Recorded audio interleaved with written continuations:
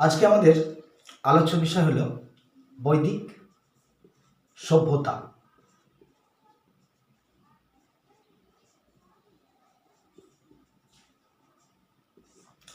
এই সভ্যতার সময়সীমা ছিল ১৫০০ থেকে ৬০০ খ্রিস্টপূর্বাব্দ। ৬০০ খ্রিস্টপূর্বাব্দ। ভারতবর্ষে সিন্ধু সভ্যতার পতনের পর যে সুমহান সভ্যতা গড়ে উঠেছিল তাকে বৈদিক সভ্যতা বা আর্য সভ্যতা বলা হয়। বেদকে কেন্দ্র করে এই সভ্যতা গড়ে উঠেছিল বলে একে বৈদিক সভ্যতা বলা হয়েছে। এই সভ্যতার স্রষ্টা ছিল আর্য। এই সভ্যতার স্রষ্টা ছিল আর্য, অর্থাৎ আর্যরা বৈদিক সভ্যতা গড়ে তুলেছিল। আর্য শব্দের অর্থ খাঁটি সংস্কৃত শব্দ অনুযায়ী আর্য শব্দের অর্থ হল সদ্বংশজাত ব্যক্তি। খাঁটি সংস্কৃত শব্দে আর্য শব্দের অর্থ হল সদ্বংশজাত ব্যক্তি। এখন প্রশ্ন হলো আর্য কারা? আর্য কারা? গ্রিক, গ্রথিক, কেল্টিক, পার্সিক, জার্মান, ল্যাটিন ও সংস্কৃত বা সংস্কৃত, এই 7টি ভাষার মধ্যে যে কোনো একটি ভাষায় যারা কথা বলে তাদের আর্য বলা হয়। অর্থাৎ গ্রিক, গ্রথিক, কেল্টিক, পার্সিক, জার্মান, ল্যাটিন ও সংস্কৃত, এই 7টি ভাষার মধ্যে যে কোনো একটি ভাষায় যারা কথা বলে তাদের আর্য বলা হয়। এখন আর্যদের আদি বাসভূমি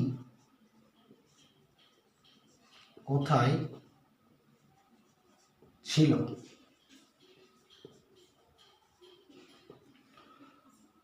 আর্যদের আদি বাসভূমি কোথায় ছিল? এই প্রশ্নটাকে কেন্দ্র করে পণ্ডিতদের মধ্যে প্রচণ্ড বিতর্ক শুরু হয়েছে। এক একজন পণ্ডিত এক এক রকম স্থানের উল্লেখ করেছে। বিশেষত এই সমস্ত পণ্ডিতদের দুটি দলে ভাগ করা হয়েছে। গঙ্গানাথ ঝা,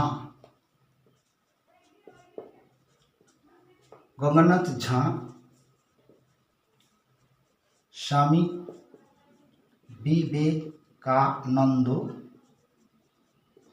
Vivekananda, DS Trivedi,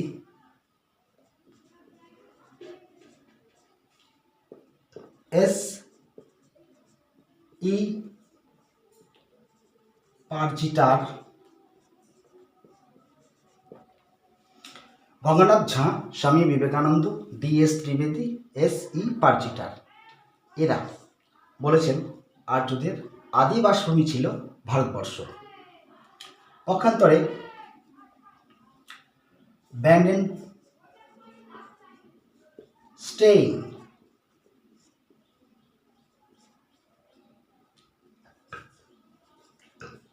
ব্যান্ডেনস্টেইন,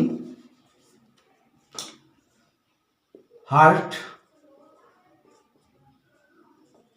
কালপেনকা,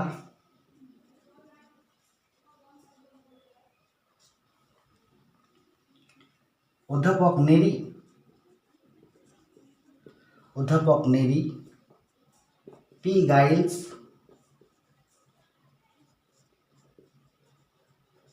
P guys প্রমুখ এরা বলেছেন আর্যদের আদিবাসভূমি ভারতবর্ষ ছিল না।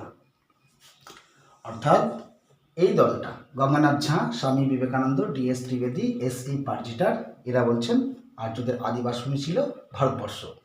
কিন্তু বেনেনস্টাইন, হার্ট, কালপেনকা, নেলি, পি গাইলস প্রমুখ বলেছেন আর্যদের আদিবাসভূমি ভারতবর্ষ ছিল না। আর্যদের আদিবাসভূমি ভারতবর্ষ ছিল না। এখন প্রশ্ন হল, তাহলে আর্যদের আদিবাসভূমি ছিল কোথায়? ধরে নেওয়া যাক এটা আর্য, এটা একদল ঐতিহাসিক বা পণ্ডিত ব্যক্তি, আর এটা একদল ঐতিহাসিক বা পণ্ডিত ব্যক্তি। আর্য শব্দটিকে আমি মানবীয় রূপ দান করে এটার ব্যাখ্যা করার চেষ্টা করব। এই দল ঐতিহাসিক আর্য নামক ব্যক্তিকে বলছে তুমি ভারতের, ধরে নাও এটা ভারত, আর্য তুমি ভারতের। পক্ষান্তরে এই দল পণ্ডিতেরা বলছেন যে আর্য স্থান আর্যাই হোক না কেন ভারতবর্ষ নয়, অর্থাৎ এদের স্থান ভারতের বাহিরে, ভারতের বাহিরে। এক একজন এক এক স্থানের অবতারণা করেছেন। তাহলে এখন আর্য নামক ব্যক্তির মধ্যে একটা ক্ষোভ সৃষ্টি হয়। আর্য সভ্যতা যে ভারতের এটা ইনি ভালোভাবে জানেন, কেননা 1500 খ্রিস্টপূর্বাব্দে আর্য সভ্যতার সৃষ্টি হয়েছিল ভারতবর্ষে এবং 600 খ্রিস্টপূর্বাব্দ পর্যন্ত আর্য সভ্যতা ছিল, অর্থাৎ 900 বছর আর্য সভ্যতা জীবিত ছিল। এখন তার প্রভাব আজও বিদ্যমান আছে। তাই এই সভ্যতা ভালোভাবে জানে যে তার ঘর কোথায়, কিন্তু এই দল ঐতিহাসিক বলছে তুমি বাইরের নাও, আর এই দল ঐতিহাসিক বলছে তুমি ভারতের নাও। তাহলে এখন ইনি প্রশ্ন করছেন তাহলে আমি কোথাকার? না ঘর কি না বাহার কি, आप लोग ही बता दो हम कहाँ की। এখন ব্যালেন্সটাইন বলছেন, ব্যালেন্সটাইন বলেছেন আর্যদের আদিবাসভূমি ছিল ইউরাল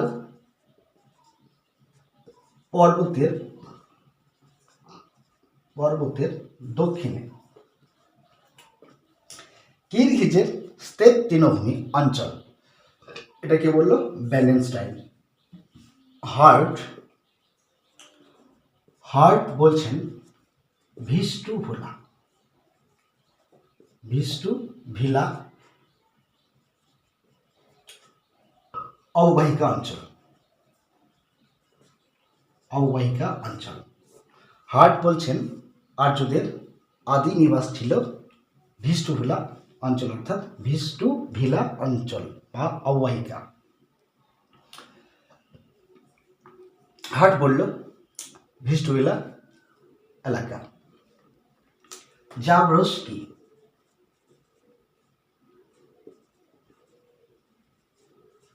জাব্রস্কি বলছেন উত্তর আফ্রিকা।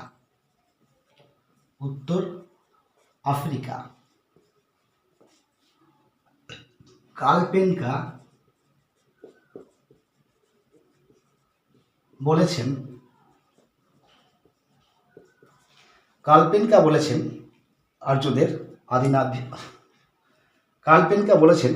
আর্যদের আদি নিবাস ছিল স্ক্যান্ডিনেভিয়া।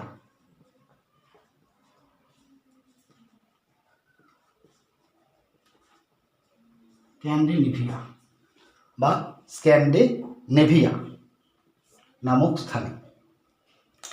ব্যানেনস্টাইনের মতে আর্যদের আদি নিবাস ইউরাল পর্বতের দক্ষিণে কিরগিজের স্টেপ তৃণভূমি অঞ্চল। হার্টের মতে ভিস্টু ভিলা অববাহিকা অঞ্চল। জাব্রস্কির মতে উত্তর আফ্রিকা। কালপেনকা বলেছেন স্ক্যান্ডিনেভিয়া। গাইলস বলেছেন দক্ষিণ পূর্ব ইউরোপ। গাইলস বলেছেন দক্ষিণ পূর্ব ইউরোপ। গাইলস বলেছেন দক্ষিণ পূর্ব ইউরোপ। এনসাইক্লো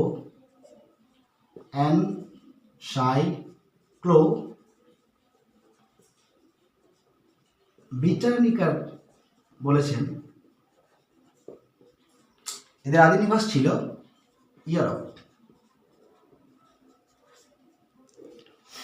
তাহলে গঙ্গানাথ ঝা, স্বামী বিবেকানন্দ, ডিএস ত্রিবেদী, এস.ই. পারজিটার এই সমস্ত পণ্ডিত ব্যক্তি বলছেন আর্য তোমার বাড়ি ছিল অর্থাৎ ঘর ছিল ভারত। কিন্তু ব্যানেনস্টাইন, হার্ট, কালপিনকা এরা অধ্যাপক নেরি, পি গাইলস মানতে রাজি নন। ব্যানেনস্টাইন বলেছেন ইউরাল পর্বতের দক্ষিণে, হার্ট বলেছেন ভিস্টুলা অববাহিকা অঞ্চলে, জাওরস্কি বলেছেন উত্তর আফ্রিকা অঞ্চলে বা উত্তর আফ্রিকায় অবস্থিত ছিল তাদের আদি নিবাস, কালপিনকা বলেছেন স্ক্যান্ডিনেভিয়াতে, আর গাইলস বলেছেন দক্ষিণ পূর্ব ইউরোপে। এনসাইক্লোপিডিয়া ব্রিটানিকারের মধ্যে ইউরোপ ছিল তাদের আদি নিবাস। এখন গাইলস, এনসাইক্লোপিডিয়া ব্রিটানিকার এরা তথ্য দিচ্ছে আর্যদের আদি নিবাস ছিল ইউরোপ। আর্যদের আদি নিবাস ছিল ইউরোপ। এরা বলছে যে আর্যরা যে ভাষায় কথা বলতো, অর্থাৎ যে 7টি ভাষা পাওয়া গেছে ইন্দো ইউরোপীয় ভাষাগোষ্ঠীর মধ্যে, এই যে কোনো একটি ভাষায় যারা কথা বলতো তাদের আর্য বলা হয়। তাহলে এই 7টি ভাষার মধ্যে 5টি ভাষা ইউরোপে পাওয়া গেছে, অর্থাৎ আর্যদের আদি নিবাস ছিল ইউরোপ। আবার এরা প্রমাণ হিসাবে বলছে সংস্কৃতের সাথে আর্যদের সাদৃশ্য ছিল না বা মিল ছিল না, একমাত্র লিথুয়ানিয়ার ভাষার সাথেই আর্য ভাষা সম্পর্ক যুক্ত। তাছাড়া সেই সময়ের অর্থাৎ আর্য সভ্যতায় যে সমস্ত লতা পাতা গুল্ম ছিল সেগুলির অস্তিত্ব একমাত্র ইউরোপেই রয়েছে। তাই আর্যদের আদি নিবাস ইউরোপ। আবার এদিকে গঙ্গানাথ ঝা, স্বামী বিবেকানন্দ, ডিএস ত্রিবেদী, এস.ই. পারজিটার এরা প্রত্যেকে বলছে যে না, আর্যদের আদি নিবাস হলো ভারতবর্ষ, ভারতের বাইরে নয়। এদের যুক্তিগুলি হলো, প্রথমে বলা হচ্ছে পুষ্কর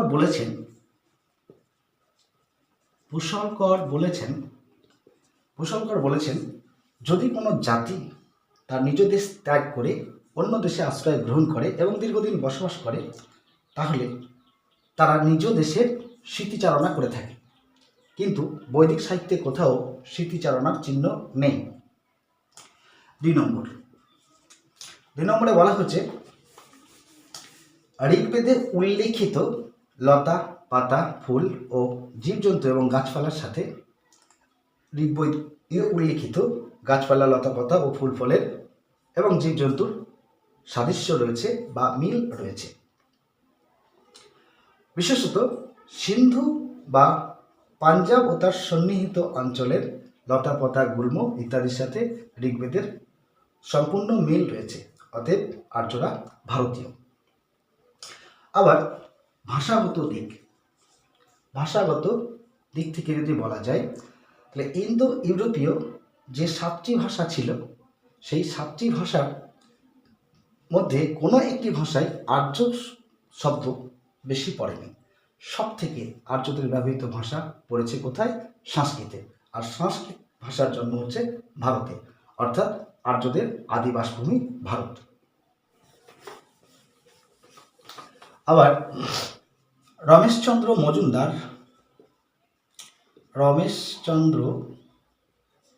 মজুমদার বলেছেন আর্যদের আদিবাসভূমি দক্ষিণ রাশিয়া।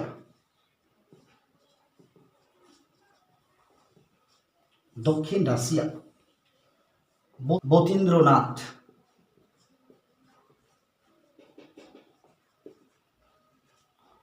মুখোপাধ্যায় বলেছেন আর্যদের আদিবাসভূমি ছিল ইউরেশিয়া।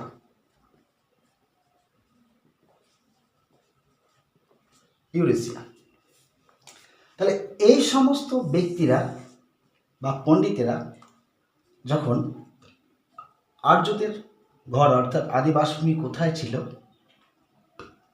বলে, অর্থাৎ এই সমস্ত ব্যক্তিরা যখন বলে আর্যদের আদিবাসভূমি স্ক্যান্ডিনেভিয়া, আফ্রিকা, ইউরোপ ছিল, তখন এই ব্যক্তি অতটা রাগ করেনি, কেননা এরা সব বিদেশি অর্থাৎ বাইরের লোক। কিন্তু যখন এই দেশের সন্তান রমেশচন্দ্র মজুমদার, যতীন্দ্রনাথ মুখোপাধ্যায় তারা বলে, তখন এনার প্রচণ্ড রাগ হয় বা সে রাগে ক্রুদ্ধ হয়, কেননা বৈদিক ঐতিহ্যে লালিত পালিত হয়ে তারাই আজকে আর্য সভ্যতাকে বিদেশীয় সভ্যতা বলছে। এতে তিনি অত্যন্ত ক্রুদ্ধ হন। যখন কোনো নিজের মানুষ বা আপন মানুষ তার কোনো আপন মানুষকে আঘাত করে, তখন তার যেমন কষ্টটা হয়, ঠিক এই ক্ষেত্রে সেরকম কষ্টই হয়েছিল। এবং এই ব্যক্তি অর্থাৎ আর্য সভ্যতাকে মানবীয় যে চরিত্র দান করা হচ্ছে আপাতত, সেই ব্যক্তি বলে উঠছে, যে ছিল এই বুকে অনেক আপন, আজ সে দিয়ে গেল মিতে কফন। অর্থাৎ যে সভ্যতায় বা যে সভ্যতার দ্বারা লালিত পালিত হলেন, বড় হলেন, এবং সেই সভ্যতাকেই তারা বিদেশীয় সভ্যতা বলছে। 900 বছর ধরে এই সভ্যতা ভারতবর্ষে টিকে ছিল, আর এনারা আর্য সভ্যতাকে বিদেশীয় বলছেন। এটা মেনে নেওয়া খুবই কষ্টকর। এখন প্রশ্ন হল, এনারা বলছেন আর্যদের আদিবাসভূমি ভারতবর্ষ, আর এনারা বলছেন আর্যদের আদিবাসভূমি ভারতবর্ষ নয়। তাহলে আর্যদের আদিবাসভূমি ছিল কোথায়? সে তো আর গুগল থেকে ডাউনলোড হয়ে আসেনি। তাহলে অ্যাকচুয়ালি তার বাড়ি বা ঘর কোথায় ছিল? আসা যাক, ধরে নেওয়া যাক যদি আর্যরা বহিঃভারতীয় হয়, তাহলে আর্য সভ্যতা ছিল অনেক উন্নত, শিক্ষিত। তাহলে তারা যে স্থানে বসবাস করত, নিশ্চয়ই সেই স্থান উন্নত অবশ্যই ছিল। তাহলে তারা কেন উন্নত স্থান ত্যাগ করে ভারতে এলো? কেন তারা নিজ স্থান ত্যাগ করে ভারতে এলো? আর তাছাড়া আর্যরা যদি বাইরে থেকে ভারতে এসেই থাকে, তাহলে 1500 খ্রিস্টপূর্বাব্দে ভারতবর্ষের সিন্ধু সভ্যতার পতন ঘটেছিল। আর সেই পতনের একটা গুরুত্বপূর্ণ কারণ ছিল কি? ভূমিকম্প। তাহলে ভূমিকম্পের দরুন গোটা ভারত তো এবড়ো খেবড়ো অবস্থায় ছিল। তাহলে তারা যদি অতই উন্নত হয়ে থাকে, তাহলে তারা বিদেশ থেকে কেন এই এবড়ো খেবড়ো জায়গায় আসবে? এর উত্তর আজও ঐতিহাসিকরা সঠিকভাবে ব্যাখ্যা করতে পারেননি বা দিতে পারেননি। তাহলে এনারা বলছেন আর্যদের আদিবাসী ভারতবর্ষ, আর এনারা বলছেন ভারতের বাইরের থেকে এসেছে আর্যরা। তাহলে এর সমাধান বর্তমানে হয়নি, কেননা এই প্রশ্নটিকে কেন্দ্র করে এখনও গবেষণা চলছে। সঠিক কথা বা শেষ কথা বলার সময় আসেনি যে আর্যরা ভারতীয় না বহিঃভারতীয়। অর্থাৎ এখান থেকে একটা জিনিস স্পষ্ট, যে ঘরের কোনো কথা যদি বাইরের কোনো লোকের মধ্যে আলোচনা করা যায়, তাহলে তারা প্রমাণ করে দেবে যে নিজের মাই তার নিজের না। কেননা এখানে আর্য সভ্যতা গড়ে উঠেছিল বেদকে ভিত্তি করে। বেদ সংস্কৃতে লেখা, সংস্কৃত ভাষার জন্ম ভারতে। যে সমস্ত জীবজন্তু, গাছপালা ইত্যাদির উল্লেখ ঋগ্বেদে ছিল, সেগুলি ভারতে রয়েছে। 900 বছর ধরে সভ্যতা টিকে ছিল, যে সভ্যতার প্রভাব আজও দেশবাসীর মধ্যে আছে। এবং ইন্দ্র, বরুণ, অগ্নি, যেসব দেবদেবীর কথা, উষা, সাবিত্রী, রুদ্র, ব্রহ্মা, যেসব দেবদেবীর কথা বেদে বলা হয়েছে, সেগুলির পূজা একমাত্র ভারতেই হয়, বিশ্বের অন্য প্রান্তে হয় না। তাহলে কী করে এরা ভারতের বাইরে থেকে আসে বা ভারতের বাইরের মানুষ হয়? তার উত্তর পণ্ডিত মহলে এখনো দিতে পারছেন না। তাহলে এটা অবশ্যই ভারতীয়। এই উন্নত একটা সভ্যতা ভারতে গড়ে উঠেছিল, এটা এই পণ্ডিত ব্যক্তিরা মেনে নিতে পারছেন না। ঠিক আছে? তাই বেশিরভাগ মিথ্যার দল সবসময় ভারী হয়, এটা বাস্তব কথা। এই দলে পণ্ডিতের সংখ্যা বেশি, তাই বার্নেনস্টাইনের মতটাকে মোটামুটিভাবে এই দলটা প্রায় স্বীকার করেছেন। কিন্তু এই দলের মতে আর্যদের আদিবাসভূমি ভারতবর্ষ, ভারত ছাড়া অন্যত্র হতে পারে না। এই বৈদিক যুগকে দুটি ভাগে ভাগ করা হয়েছে।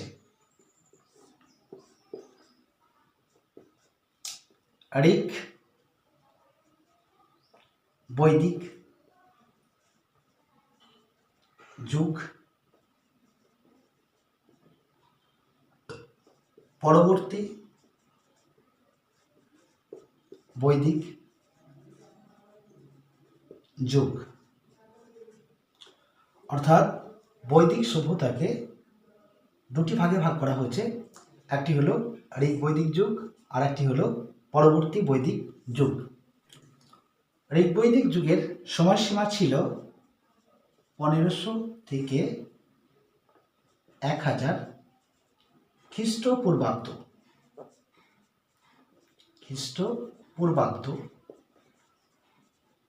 পর্যন্ত।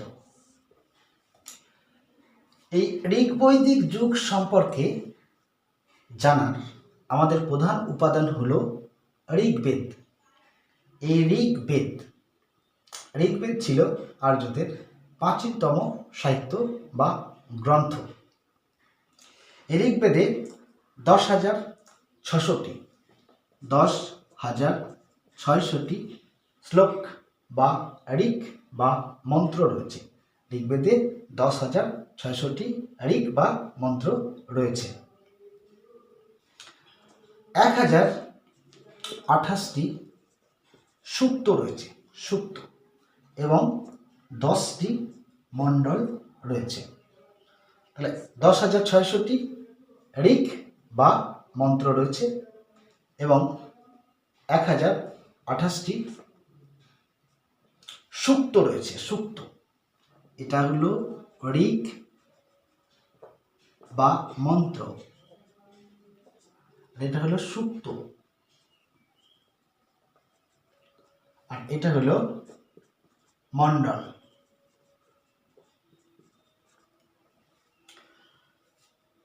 এই ঋগ্বেদ গ্রন্থটি সংস্কৃতে লেখা এবং পদ্যে লেখা। এই গ্রন্থে একটি ঘটনার উল্লেখ আছে বা একটি বংশের উল্লেখ আছে। সেই বংশটির নাম হলো ভরত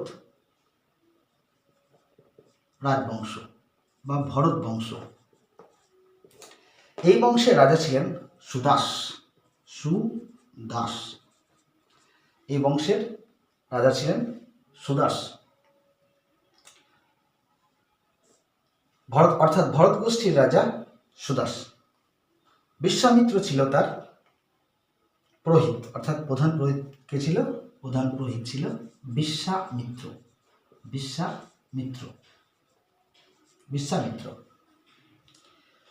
এখন সুদাস এই বিশ্বামিত্রকে সরিয়ে তার স্থলে বশিষ্ঠকে প্রধান পুরোহিত করেন। এতে বিশ্বামিত্র ক্রুদ্ধ হন বা রেগে যান এবং তিনি 10টি রাজার একটা জোট গড়ে তোলেন এবং সুদাসের বিরুদ্ধে যুদ্ধ করেন। এই যুদ্ধ 10 রাজার যুদ্ধ নামে পরিচিত। এই 10টি উপজাতি একত্রিত হয়ে সুদাসের বিরুদ্ধে যুদ্ধ করেছিল। এই 10টি উপজাতি হল যদু, দ্রুজ,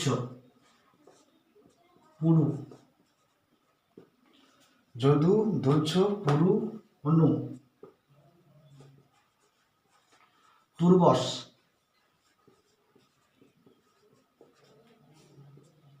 অলিন,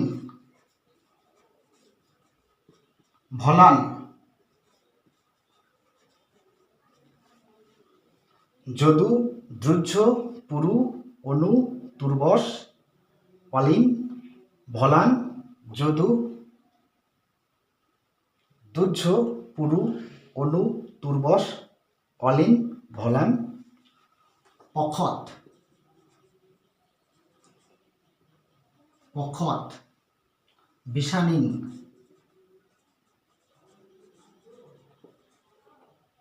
শিব। তাহলে বিশ্বামিত্র যে 10টি উপজাতিকে নিয়ে সুদাসের বিরুদ্ধে অর্থাৎ ভরতগোষ্ঠীর বিরুদ্ধে যুদ্ধ করেছিলেন, সেই 10টি উপজাতি হল যদু, দুর্য, পুরু, অনু, তুর্বশ, অলিন, ভলান, অক্ষত, বিষানীন এবং শিব। এই যুদ্ধে জয়লাভ করেছিলেন ভরতগোষ্ঠীর রাজা সুদাস। আর এই যুদ্ধের কথা আমরা জানতে পারি ঋগ্বেদ থেকে, ঋগ্বেদের 7ম মণ্ডলে। ঋগ্বেদের 7ম মণ্ডলে এই যুদ্ধের কাহিনী উল্লেখ আছে, অর্থাৎ 10 রাজার যুদ্ধের উল্লেখ আছে। এই যুদ্ধ হয়েছিল রাভি বা পুরুষনী নদীর তীরে, নদীর তীরে।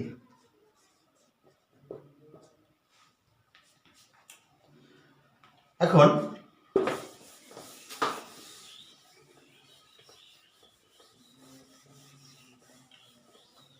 ঋগ্বৈদিক যুগের রাজনৈতিক জীবন,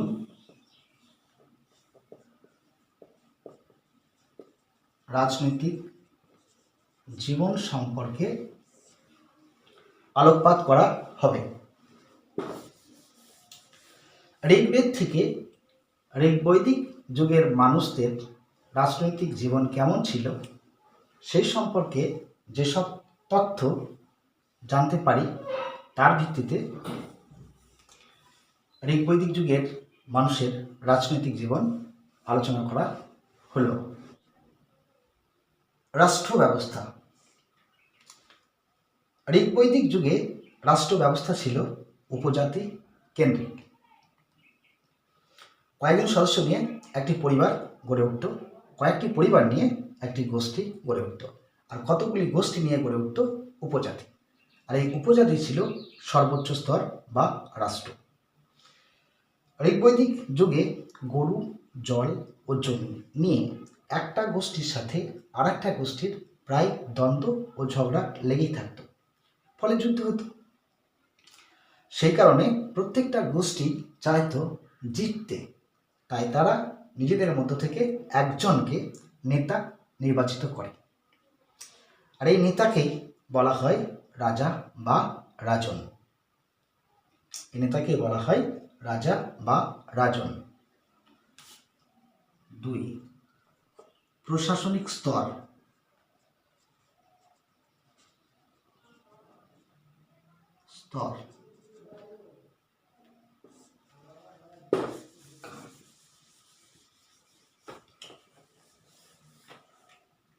প্রশাসনিক স্তর। ঋগ্বৈদিক যুগে বা ঋগ্বৈদিক যুগের প্রশাসনিক স্তরগুলি হল পরিবার, গ্রাম, বিষ এবং জন।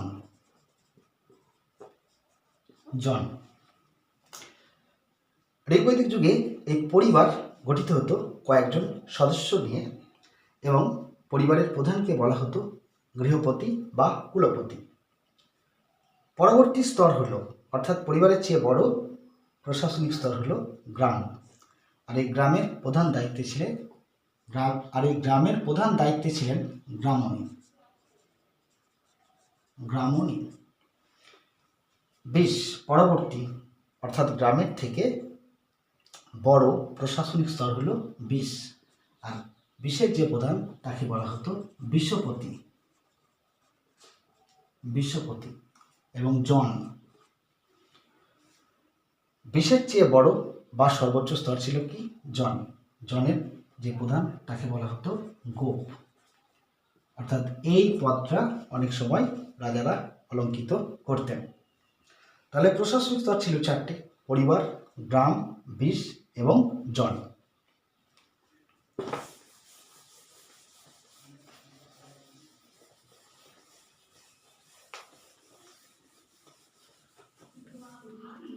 আয়তন।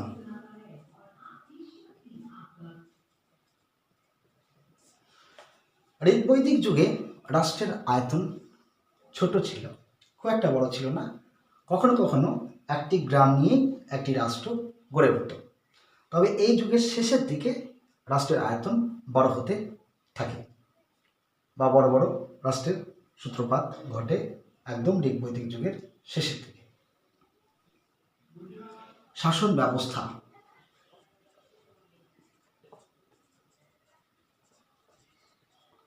শাসন ব্যবস্থা ঋগ্বৈদিক যুগে রাজতান্ত্রিক শাসন ব্যবস্থা প্রচলিত ছিল, তবে গণপ্রজাতান্ত্রিক বা প্রজাতান্ত্রিক শাসন ব্যবস্থাও প্রচলিত ছিল। রাজপথ ছিল বংশানুক্রমিক, তবে প্রজাতন্ত্রের রাজাকে জনগণ দ্বারা নির্বাচিত করা হতো।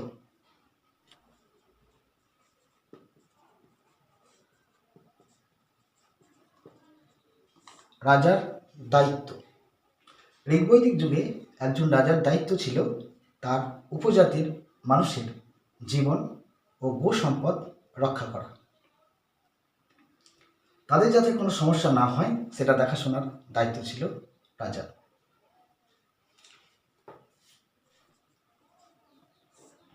সভা ও সমিতি। ঋগ্বেদে ষষ্ঠ ও অষ্টম মণ্ডলে সভা এবং প্রথম ও নবম মণ্ডলে সমিতির উল্লেখ আছে। এই দুটি ছিল দুটি সংস্থা। এই সংস্থা দুটি রাজার স্বৈরাচারকে নিয়ন্ত্রণ করত। সভা গঠিত হতো বয়োজ্যেষ্ঠ ও জ্ঞানবৃদ্ধ মানুষদেরকে নিয়ে, আর সমিতি গঠিত হতো সাধারণ মানুষদের নিয়ে। অর্থাৎ সভা গঠিত হতো জ্ঞানবৃদ্ধ ও বয়োজ্যেষ্ঠ মানুষদের নিয়ে এবং সমিতি গঠিত হতো জনসাধারণকে নিয়ে। এই সমিতির অধিবেশনে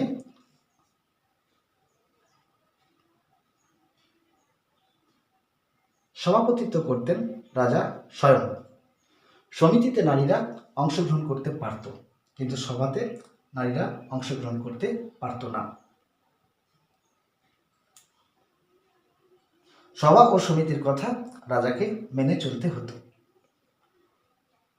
অর্থাৎ এই সংস্থা দুটি রাজার স্বৈরাচারকে নিয়ন্ত্রণ করত। কর্মচারী। কর্মচারী পুরোহিত,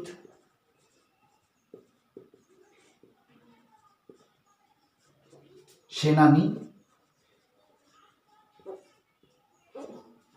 ব্রজপতি, গুপ্তচর,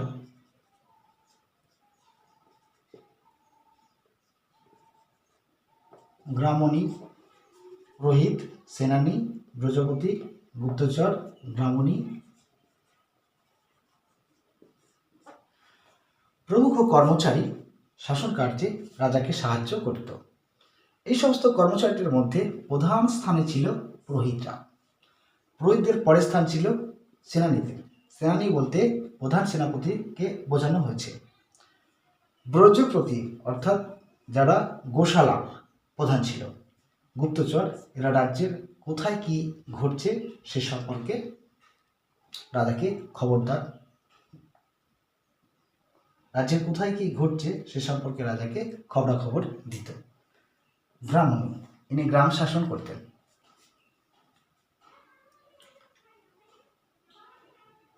সামরিক সংগঠন।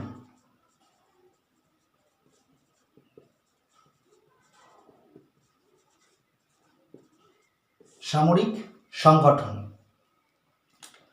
ঋগ্বৈদিক যুগে পদাতিক, অশ্বারোহী,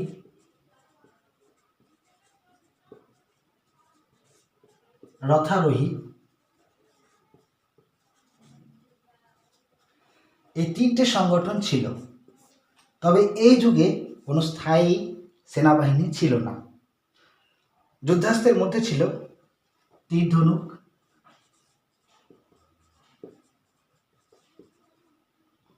বর্ষা, কুঠার, তলোয়ার ইত্যাদি।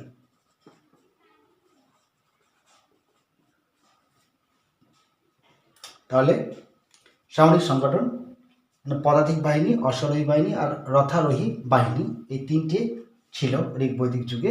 তবে ঋগ্বৈদিক যুগে কোনো স্থায়ী সেনাবাহিনী ছিল না। আর যে সমস্ত অস্ত্রশস্ত্র ব্যবহার করা হতো সেগুলি হলো তীর, ধনুক, বর্ষা, কুঠার, তলোয়ার ইত্যাদি।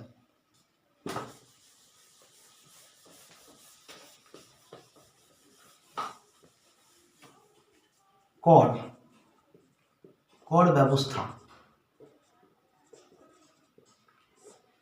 ঋগ্বৈদিক যুগে কোনো নিয়মিত কর ছিল না, তবে বিভিন্ন উৎসব ও অনুষ্ঠানে বলি নামক এক প্রকার কর রাজাকে দেওয়া হতো। তবে এটি কর ছিল না, এটি ছিল এক প্রকার প্রণামী বা উপহার।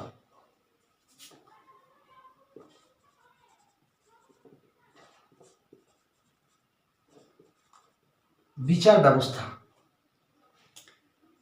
ঋগ্বৈদিক যুগে পুরোহিত ও অন্যান্য কর্মচারীর সাহায্যে রাজা বিচার কার্য পরিচালনা করতেন।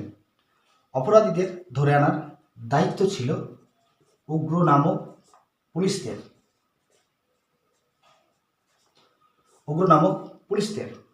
আর রক্তপাত জনিত অপরাধের শাস্তি ছিল শতদান বা 100টি গরু।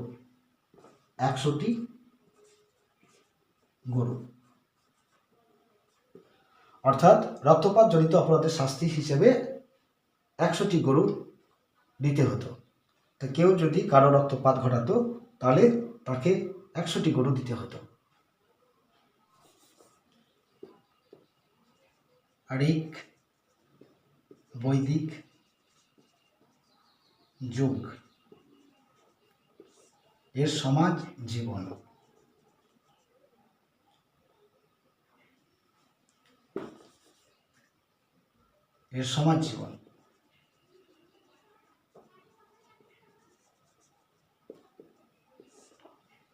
ঋগ্বৈদিক যুগের সমাজ জীবন কেমন ছিল তা ঋগ্বেদ থেকে ধারণা পাওয়া যায়, অর্থাৎ সে সম্পর্কে জানা যায় ঋগ্বেদ থেকে। এই সমাজ জীবনকে কয়েকটি পর্বে বিভক্ত করে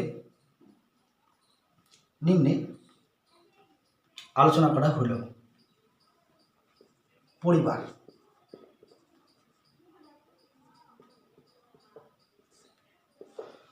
ঋগ্বৈদিক যুগে পরিবার গঠিত হতো কয়েকজন সদস্য নিয়ে, অর্থাৎ পিতা, মাতা, ভাই, বোন, মাসি, পিসি সকলকে নিয়ে একটা পরিবার গঠিত হতো। আর এই পরিবার ছিল পিতৃতান্ত্রিক, অর্থাৎ পরিবারের কর্তা যা বলতো অন্যান্য সদস্যরা তা মেনে চলত। কোনো অতিথি এলে তাকে গোমাংস দ্বারা আপ্যায়ন করা হতো। পুত্র সন্তানের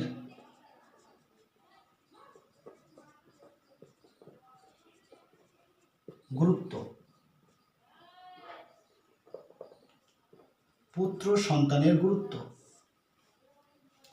ঋগ্বৈদিক সমাজে পুত্র সন্তানের বিশেষ গুরুত্ব ছিল।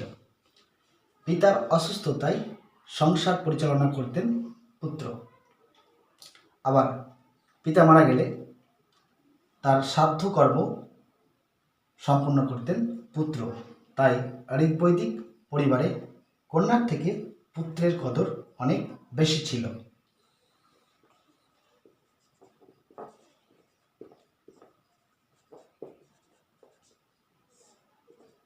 নারীর মর্যাদা। ঋগ্বৈদিক সমাজে নারী বিশেষ মর্যাদার আসনে প্রতিষ্ঠিত ছিল। এ যুগে ঘোষা, অপালা, সূর্যা প্রমুখ নারীরা বৈদিক মন্ত্র রচনা করেছিল। আবার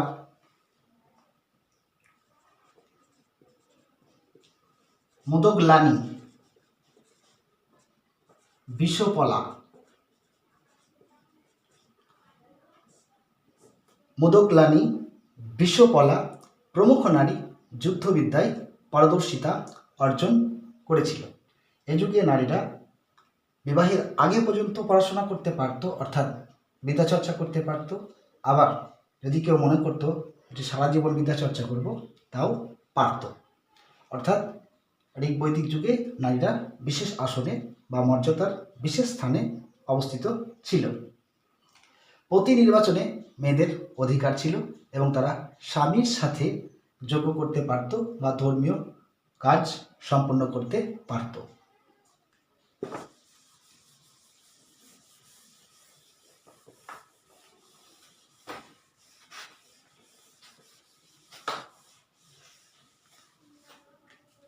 খাদ্য।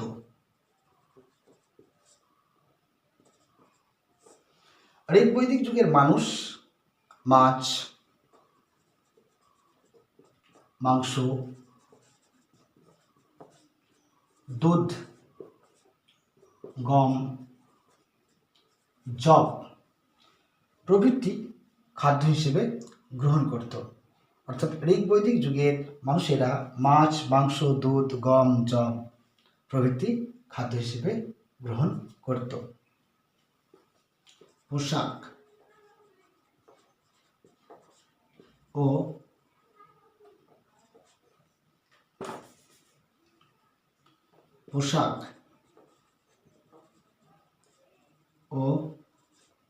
অলঙ্কার।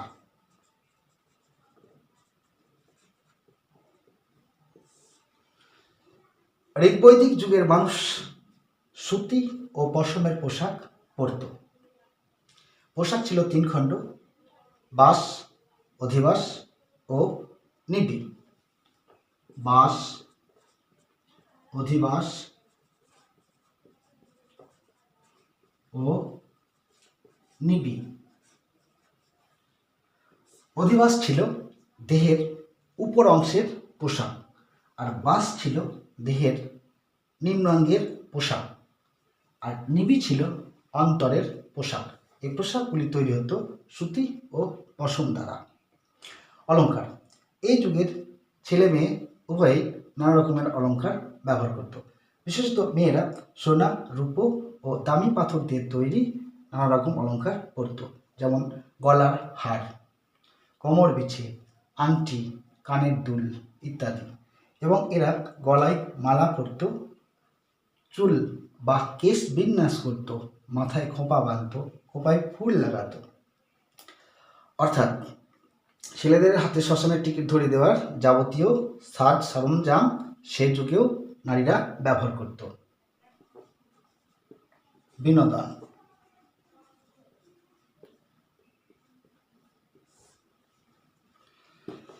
ঋগবৈদিক যুগের মানুষেরা পাশা খেলা,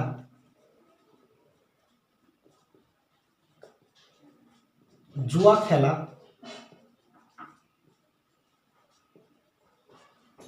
রথ দৌড়, মুষ্টি যুদ্ধ,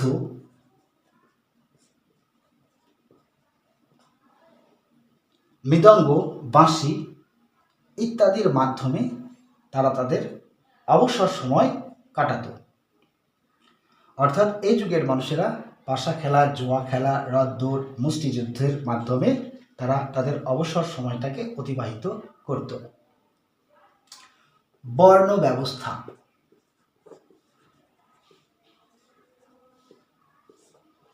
এ যুগে আর্যরা গায়ের বর্ণের ভিত্তিতে তারা 2টি ভাগে বিভক্ত হচ্ছে: আর্য ও অনার্য। অর্থাৎ ঋগবৈদিক যুগের মানুষ দেহের রঙের ভিত্তিতে 2টি ভাগে বিভক্ত হচ্ছে, একটি হলো আর্য আর একটি হলো অনার্য। এরা হলো সাদা অর্থাৎ শ্বেতকায়, আর অনার্যরা হলো কালো। অনার্যরা হলো কালো। তবে প্রকৃত বর্ণ বলতে যেটা বোঝায় সেটা ঋগবৈদিক যুগে ছিল না। আবার ঋগ্বেদের 10ম মণ্ডলের দশম মণ্ডলে পুরুষ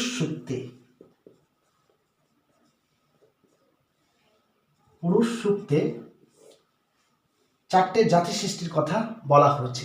সেখানে বলা হয়েছে ব্রহ্মার মুখ থেকে ব্রাহ্মণের জন্ম হচ্ছে, বাহু থেকে ক্ষত্রিয়ের জন্ম হচ্ছে, আর উরু থেকে বৈশ্যের জন্ম হচ্ছে, আর পা থেকে শূদ্রের জন্ম হচ্ছে বলা হয়েছে।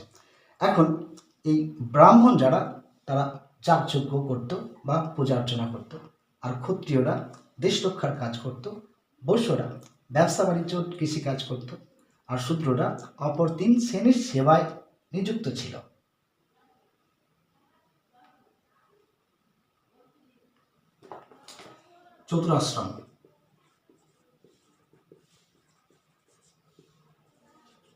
চতুরাশ্রম প্রথা। ব্রাহ্মণ, ক্ষত্রিয়,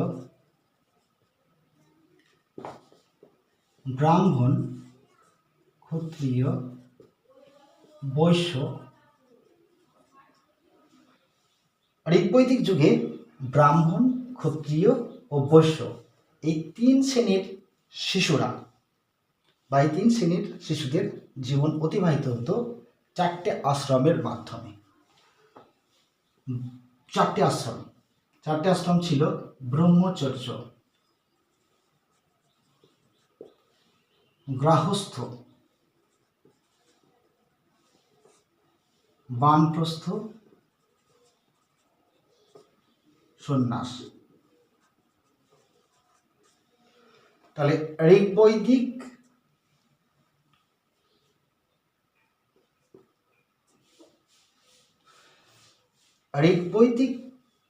যুগে ব্রাহ্মণ, ক্ষত্রিয়, বৈশ্য শ্রেণীর সন্তানদের জীবন কাটত 4টে আশ্রমের মাধ্যমে। ব্রহ্মচর্য অর্থাৎ অল্প বয়সে বা বাল্যকালে গুরুগৃহে থেকে বিদ্যাচর্চা করতে হতো। গৃহস্থ অর্থাৎ জৈবনে বিয়ে করে সংসার ধর্ম পালন করতে হতো। বানপ্রস্থ অর্থাৎ প্রৌঢ় বয়সে বনে বা জঙ্গলে গিয়ে মনকে ঈশ্বরমুখী করতে হতো। এবং সব শেষে সংসার ত্যাগ করে সন্ন্যাস গ্রহণ করে বাকি জীবন কাটাতে হতো।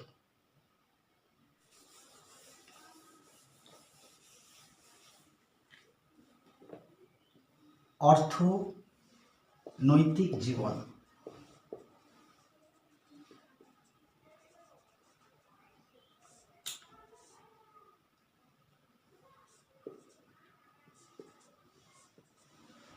ঋগ্বৈদিক যুগের মানুষের অর্থনৈতিক জীবন কেমন ছিল সে সম্পর্কে আলোকপাত করা যাক। পশুপালন।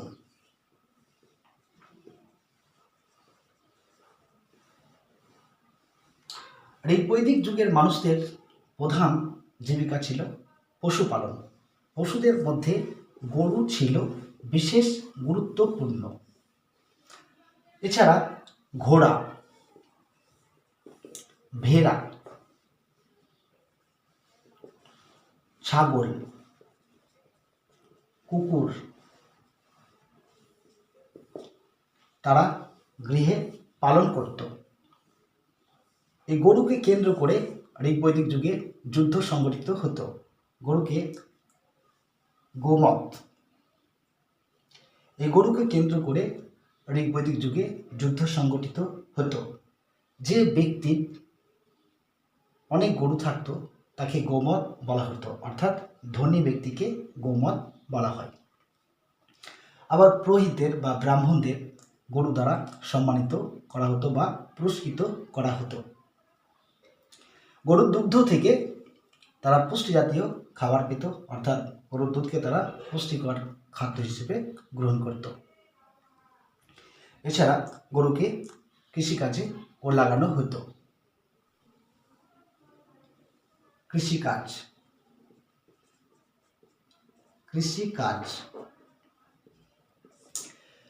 ঋগ্বৈদিক আর্যরা পশুপালনের সাথে সাথে কিছু পরিমাণ কৃষিকাজও করত। তারা কূপ বা জলাশয় থেকে জল তুলে জমিতে সেচ করত এবং জমিতে যব, গম,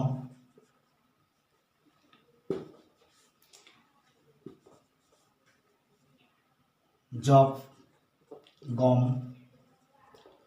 ও ডাল জাতীয় শস্য তারা উৎপাদন করত এবং এগুলিকে খাদ্য হিসেবে গ্রহণ করত। লাঙল দিয়ে জমি চাষ করা হতো। গরুকে চাষের কাজে ব্যবহার করা হতো, বিশেষ করে বলদ গরুকে। কাঠের লাঙল দিয়ে জমি চাষ করা হতো, আর উদম্ব গাছের কাঠ দিয়ে বা উদম্বর গাছের কাঠ দিয়ে এই লাঙলটা তৈরি করা হতো। জমি চাষ করা হতো লাঙল দ্বারা। জমিতে লাঙলের যে রেখা পড়তো সেই রেখাকে বলা হতো কি সীতা, আর লাঙলকে বলা হতো শির। আর চাষযোগ্য জমিকে বলা হতো উর্বরা বা ক্ষেত্র। চাষযোগ্য জমিকে উর্বরা বা ক্ষেত্র বলা হতো। শিল্প।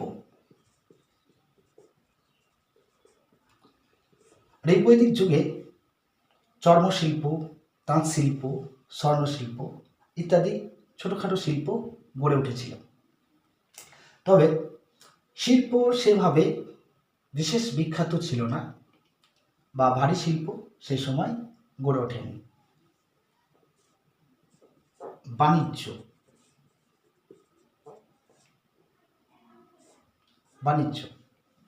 ঋগ্বেদে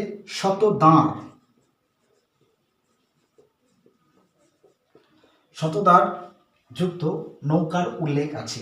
এ থেকে পণ্ডিতেরা অনুমান করেছেন যে সমুদ্র বাণিজ্যে অংশ নিয়েছিল ঋগ্বৈদিক আর্যরা। পর্ণি নামক বণিকেরা ঋগ্বৈদিক যুগে বাণিজ্য করত। বিশেষত পশ্চিম এশিয়ার সাথে এদের বাণিজ্য চলত।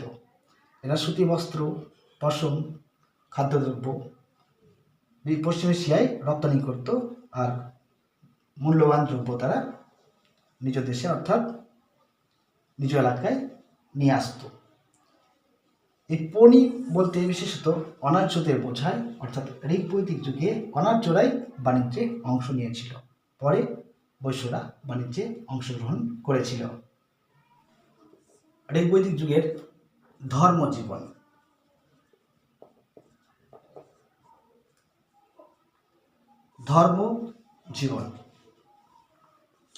এই ধর্মজীবন সম্পর্কে আলোচনা করা যাক। অর্থাৎ ঋগ্বৈদিক যুগের মানুষের ধর্মীয় জীবন কেমন ছিল। এই যুগের মানুষরা অর্থাৎ ঋগ্বৈদিক যুগের মানুষেরা বিভিন্ন প্রাকৃতিক শক্তিকে ভয় করত, যেমন ঝড়, বৃষ্টি, এই সমস্ত বজ্রবিদ্যুৎ প্রাকৃতিক শক্তিকে ভয় করত এবং এইসব শক্তির উপর দেবত্ব আরোপ করে তারা তাদের সন্তুষ্ট করার জন্য পূজা চর্চা করত। তারা একেশ্বরবাদে বিশ্বাসী ছিল, কিন্তু বহু দেবতা পূজা তারা করত। তারা পূজার সময় যাগযজ্ঞ করত, আর এক্ষেত্রে পুরোহিতদের প্রাধান্য ছিল। ধূপ, ধোঁয়া, ছাগল বলি ইত্যাদি দেওয়ার রীতি সে সময় ছিল। তারা নিজেদের মনোবাসনা পূরণ করার জন্য বিভিন্ন দেবদেবীর আরাধনা করত। যেমন আকাশের দেবতা,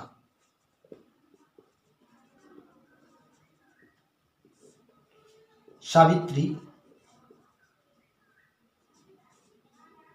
সূর্য, বরুণ প্রমুখ। অন্তরিক্ষের দেবতা,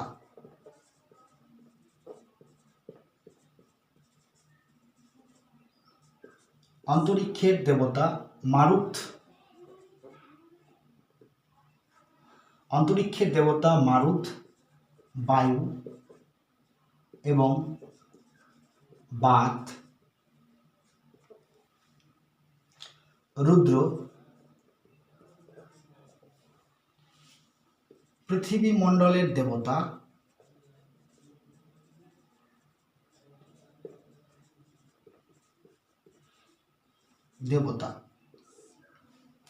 পৃথিবীমণ্ডলের দেবতার মধ্যে ছিল সোম, অগ্নি প্রমুখ। অর্থাৎ ঋগ্বৈদিক আর্যরা নিজেদের মনোবাসনা পূরণ করার জন্য বিভিন্ন দেবদেবীর পূজা অর্চনা করত। সাবিত্রী ছিল প্রাণদাত্রী, অর্থাৎ প্রাণ দান করতে পারত সাবিত্রী। মারুত ছিল ঝড়ের দেবতা, বায়ু এবং বাত ছিল বাতাসের দেবতা, রুদ্র ছিল ঝড়ের দেবতা।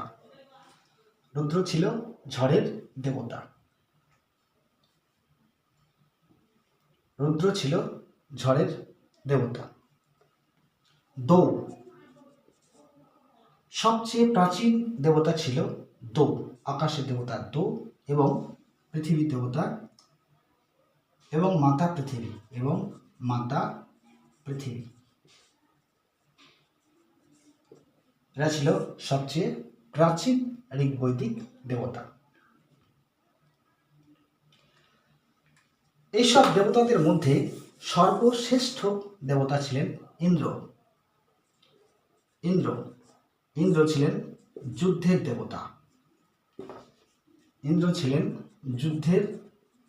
দেবতা। ঋগ্বেদে ইন্দ্রের নামে 250টি স্তোত্র রয়েছে। ইন্দ্রের পরের স্থানে ছিল অগ্নি। অগ্নির নামে 200টি স্তোত্র রয়েছে। এর পরের স্থানে ছিল বরুণ। বরুণের নামে 130টি স্তোত্র রয়েছে। এর নিচে ছিল সোম। সোমের নামে 120টি স্তোত্র রয়েছে। অর্থাৎ ঋগ্বৈদিক যুগের সর্বশ্রেষ্ঠ দেবতা ছিলেন ইন্দ্র। পরবর্তী বৈদিক যুগ।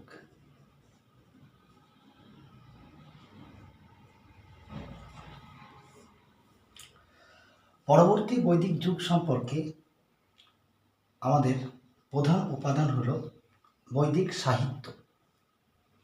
বৈদিক সাহিত্য গড়ে উঠেছিল ঋগ্বেদ,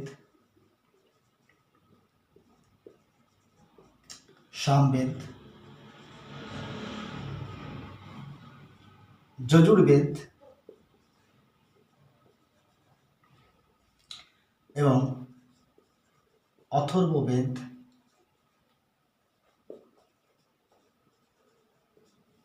অর্থাৎ বৈদিক সাহিত্য গড়ে উঠেছিল ঋগ্বেদ, সামবেদ, যজুর্বেদ, অথর্ববেদ, ব্রাহ্মণ,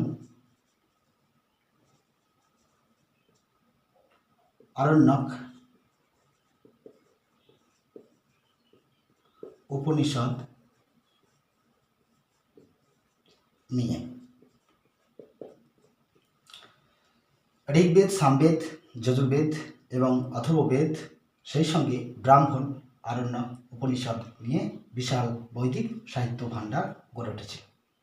এর মধ্যে ঋগ্বেদটা হচ্ছে আদি বৈদিক সাহিত্য, আর বাকিগুলো হলো পরবর্তী। এই 3টে বেদ হচ্ছে পরবর্তী বৈদিক সাহিত্য। এই 3টে বেদ পরবর্তী বৈদিক সাহিত্যের অন্তর্গত। তাহলে পরবর্তী বৈদিক যুগ সম্পর্কে আমরা সামবেদ, যজুর্বেদ এবং অথর্ববেদ থেকে নানা রকম তথ্য পেয়ে থাকি। সেই সব তথ্যের নিরিখে পরবর্তী বৈদিক যুগ সম্পর্কে আলোচনা করব।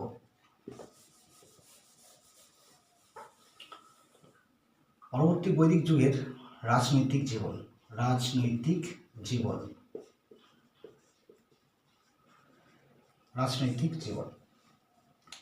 পরবর্তী বৈদিক যুগে রাজার ক্ষমতা বৃদ্ধি পেয়েছিল, রাষ্ট্রের আয়তন বৃদ্ধি পেয়েছিল। এই যুগের রাজারা বাজপেয়, অশ্বমেধ, রাজস্ব ইত্যাদি যজ্ঞ করত। ইত্যাদি যজ্ঞের মাধ্যমে তারা নিজেদেরকে বলিষ্ঠভাবে প্রতিষ্ঠিত করত। এই যুগের রাজারা কিছু উপাধি গ্রহণ করত। এই যুগের রাজারা কিছু নতুন নতুন উপাধি গ্রহণ করেছিল। সম্রাট। পূর্ব ভারতের রাজারা সম্রাট উপাধি নিত। পশ্চিম ভারতের রাজারা নিত স্বরাট। উত্তর ভারতের রাজারা নিত বিরাট এবং দক্ষিণ ভারতের রাজারা নিত ভোজ। তাহলে পরবর্তী বৈদিক যুগে রাজার ক্ষমতা বৃদ্ধি পাওয়ার সাথে সাথে রাজারা বেশ কিছু নতুন নতুন উপাধি গ্রহণ করেছিল। যেমন পূর্ব ভারতের রাজারা সম্রাট উপাধি গ্রহণ করেছিল, পশ্চিম ভারতের রাজারা স্বরাট উপাধি গ্রহণ করেছিল, উত্তর ভারতের রাজারা বিরাট উপাধি গ্রহণ করেছিল, আর দক্ষিণ ভারতের রাজারা ভোজ উপাধি নিয়েছিল। কিন্তু এই মধ্য দেশের রাজাদেরকে সেই সময়েও রাজন বলা হতো। কি বলা হতো?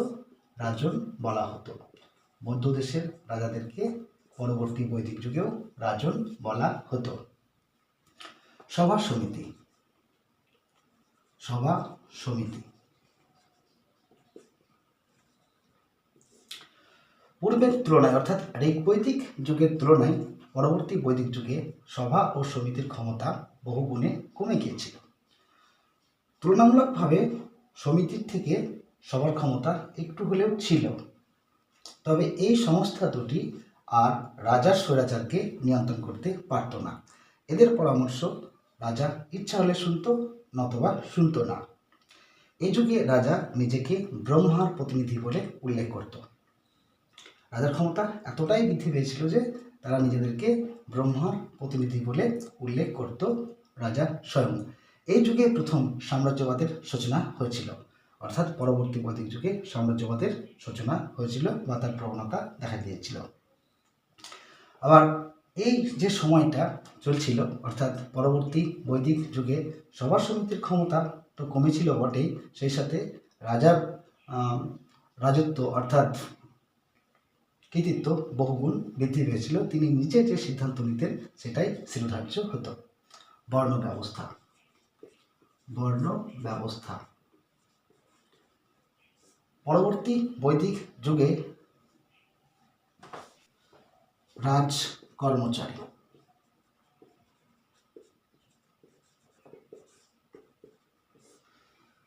ঋগ্বৈদিক যুগে যে সকল কর্মচারী ছিল তারা পরবর্তী বৈদিক যুগেও ছিল। তবে এই যুগে কিছু নতুন কর্মচারীর পদ সৃষ্টি হয়েছিল। যেমন সংগ্রহত্রী।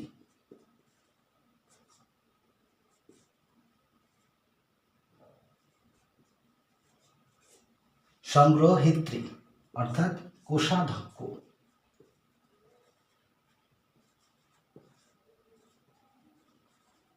কোষাধ্যক্ষ।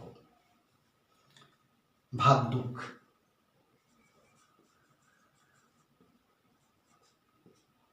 বা কর আদায়কারী।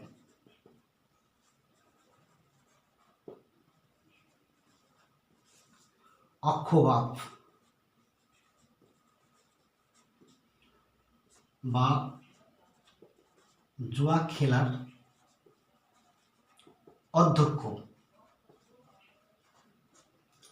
অর্থাৎ পরবর্তী বৈদিক যুগে কিছু নতুন কর্মচারী সৃষ্টি হয়েছিল যাদেরকে রতিন বলা হতো। এরা হলো পরবর্তী বৈদিক যুগে কিছু নতুন কর্মচারী সৃষ্টি হয়েছিল, এদের রতিন বলা হতো। এরা হলো সংগ্রহহিত্রী অর্থাৎ কোষাধ্যক্ষ, ভাগদুক অর্থাৎ কর আদায়কারী, অক্ষবাপ জুয়া খেলার অধ্যক্ষ, গবি কর্তন শিকারে রাজার সঙ্গী প্রমুখ কর্মচারীর পদ সৃষ্টি হয়েছিল। বিচার ব্যবস্থা। বিচার ব্যবস্থা। বিচার ব্যবস্থা ঋগ্বৈদিক যুগে যে বিচার ব্যবস্থা ছিল পরবর্তী বৈদিক যুগে সে একই রকম বিচার ব্যবস্থা চালু ছিল, তবে তা অনেকটা উন্নত ছিল। কর ব্যবস্থা। কর ব্যবস্থা ঋগ্বৈদিক যুগে কোনো স্থায়ী কর ব্যবস্থা ছিল না, কিন্তু পরবর্তী বৈদিক যুগে স্থায়ী কর ব্যবস্থা ছিল। এই যুগে বলি, শুল্ক। পরবর্তী বৈদিক যুগে বলি ও শুল্ক নামে দুরকম কর নেওয়া হতো। এ যুগে বলি ছিল একটা নিয়মিত কর। বলি নগদে না দ্রব্যে নেওয়া হতো। সমাজ জীবন।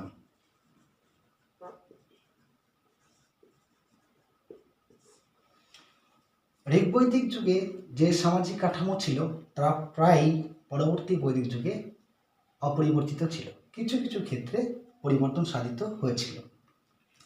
যেমন বর্ণ ব্যবস্থা। বর্ণ ব্যবস্থা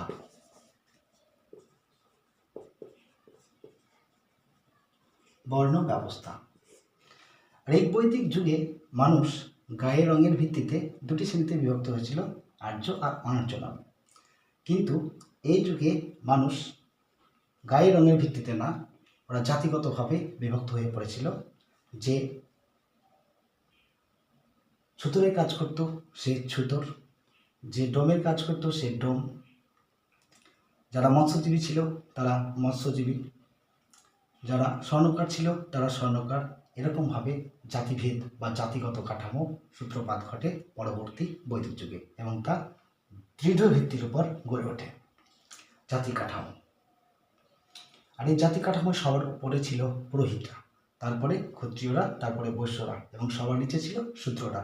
আর এই যুগে শূদ্রদের অসুচি বা অপবিত্র বলে মনে করা হতো। পরিবার। পরবর্তী বৈদিক যুগের পরিবারগুলি ছিল একান্নবর্তী।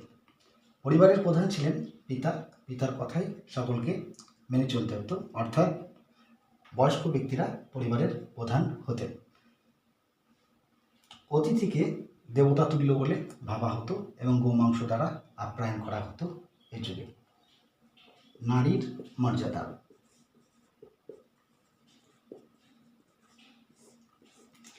পরবর্তী বৈদিক যুগে নারীর মর্যাদার ক্ষেত্রে ব্যাপক পরিবর্তন দেখা দিয়েছিল। ঋগ্বৈদিক যুগে নারীরা যে মর্যাদার আসনে প্রতিষ্ঠিত ছিল, এই যুগে তাদের মর্যাদা অনেকটাই কমে গিয়েছিল। এই যুগে নারীরা প্রতি নির্বাচনে অধিকার পেত না, অর্থাৎ পিতামাতা যেখানে বিয়ে দিত তাকে তাদের বিয়ে করতে হতো। বাল্যবিবাহ, পণ প্রথা, সতীদাহ প্রথার সূত্রপাত ঘটেছিল এই যুগে। সতীদাহ প্রথার সূত্রপাত ঘটেছিল এই যুগে। শিক্ষার ক্ষেত্রেও নারীরা অনেকটা পিছিয়ে গিয়েছিল। কিছু কিছু ক্ষেত্রে কিছু কিছু নারী হয়তো শিক্ষা গ্রহণের সুযোগ পেয়েছিলেন, অর্থাৎ বিদ্যা চর্চা করতেন, কিন্তু পূর্ব যুগের তুলনায় এদের আধিপত্য অর্থাৎ সম্মান অনেক কমে গিয়েছিল। নারীকে বা নারীর জন্মকে এ যুগে দুঃখ বলে মানা হতো, পাপ বলে মানা হতো।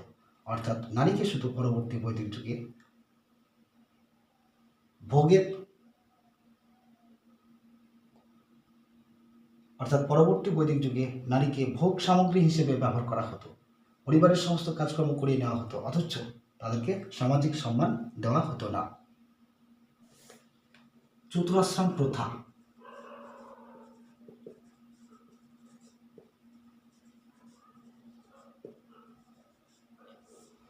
পরবর্তী বৈদিক যুগে চতুরাশ্রম প্রথা বিধিবদ্ধভাবে চালু হয়, অর্থাৎ প্রবর্তিত হয়। ব্রাহ্মণ, ক্ষত্রিয়, বৈশ্য এই তিন শ্রেণীর সন্তানদের এই চারটে আশ্রমের মাধ্যমে তাদের জীবন কাটাতে হতো। এই যুগে যুদ্ধ আবিষ্কার হয়েছিল, অর্থাৎ অর্থনৈতিক জীবন।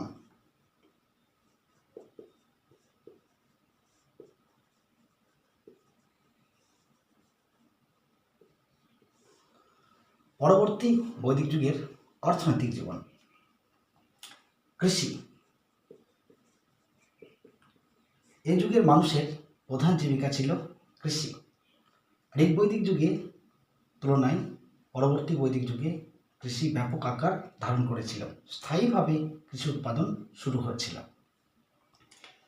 গম, যব, ধান, তিল, মসুর, মুগ ইত্যাদি শস্য উৎপাদিত হতো। গবাদি পশুর মল জমিতে দেওয়া হতো যাতে জমি উর্বর হতো এবং পুকুর, আবদ্ধ জলাশয় থেকে কৃষি জমি সেচ করা হতো, এর ফলে ফলন বৃদ্ধি পেত। লাঙল দিয়ে জমি চাষ করা হতো। বাণিজ্য।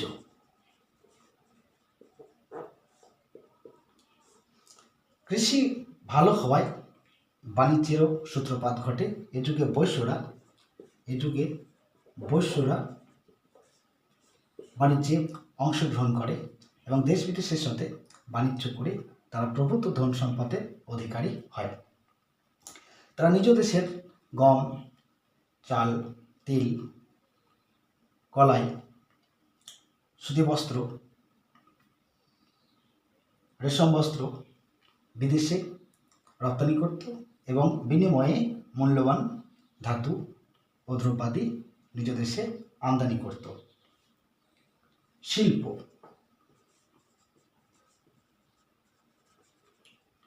পূর্বের তুলনায় পরবর্তী বৈদিক যুগে শিল্পের ব্যাপক উন্নতি ঘটেছিল। স্বর্ণ শিল্প, কাঁসা শিল্প, চর্ম শিল্প ইত্যাদি শিল্প গড়ে উঠেছিল।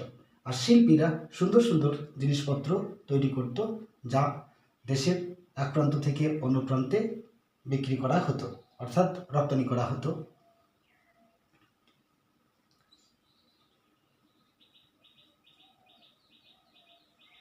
পশুপালন।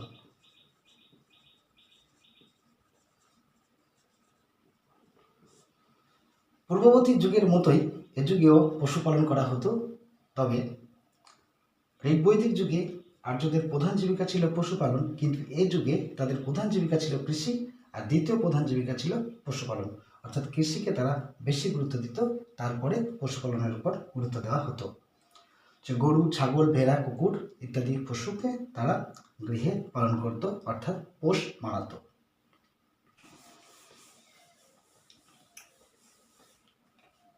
ধর্মজীবন।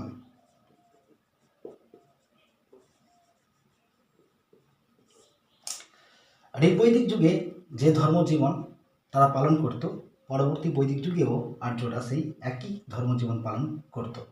তবে কিছু কিছু ক্ষেত্রে পরিবর্তন ঘটেছিল। যেমন ঋগ্বৈদিক যুগের প্রধান দেবতা ছিল ইন্দ্র, কিন্তু পরবর্তী বৈদিক যুগের প্রধান দেবতা হচ্ছিল ব্রহ্মা, বিষ্ণু, রুদ্র। অর্থাৎ ঋগ্বৈদিক যুগে প্রধান দেবতা ছিল ইন্দ্র, কিন্তু পরবর্তী বৈদিক যুগে প্রধান দেবতা হয়ে উঠেছিল ব্রহ্মা, বিষ্ণু, রুদ্র।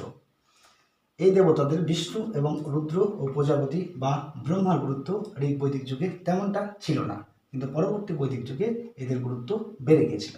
সেই সাথে এই যুগের মানুষেরা পাথর, সাপ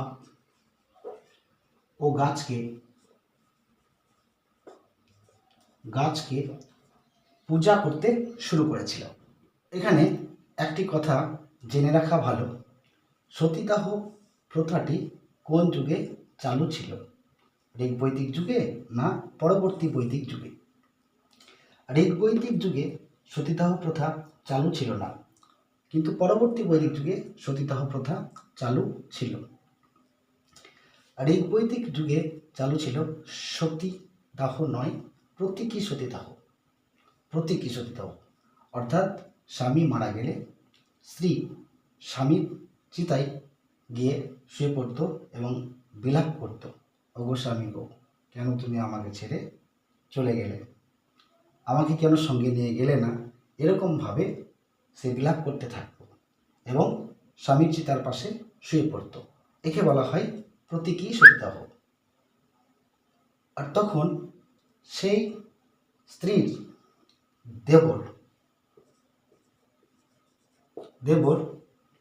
তাকে চিতা থেকে কোলে করে তুলে নিয়ে আসতো, তারপর চিতায় আগুন দেওয়া হতো। একে বলা হয় প্রতীকী সতীদাহ। কিন্তু পরবর্তী বৈদিক যুগে সতীদাহ প্রথাটা প্রচলিত হয়। এই ক্ষেত্রে কি হতো, স্বামী মারা গেলে জীবন্ত স্ত্রীকে স্বামীর সাথে চিতায় ভস্মীভূত করা হতো, অর্থাৎ আগুনে পোড়ানো হতো।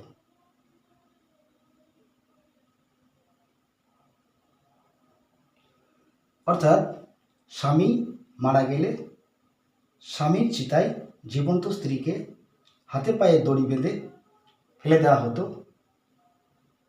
এর ফলে স্ত্রী মৃত্যুবরণ করত। একেই সতীদাহ বলা হয়েছে। আর এই সতীদাহ প্রথা পরবর্তী বৈদিক যুগে চালু ছিল, আর এই বৈদিক যুগে নয়।